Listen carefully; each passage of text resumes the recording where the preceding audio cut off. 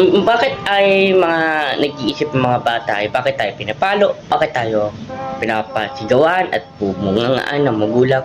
Kasi ay gusto niya tayo ay ingatan.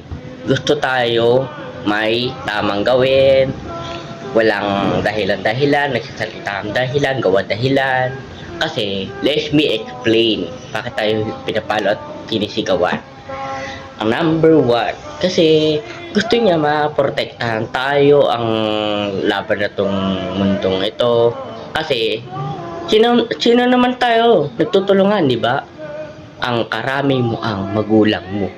Hindi lang sa ibang tao, hindi lang sa kaibigan mo. Yung kaibigan mo, saglitan lang panahon, magkakasama na kayo. Hindi kayo magkakasama. Hanggang laruan lang kayo maglalaro. Yung kasama mo ay, pagtanda mo ay magulang mo. Siya ang magpaprotekta sa iyo ang laban ng mundong ito at magpapasaya.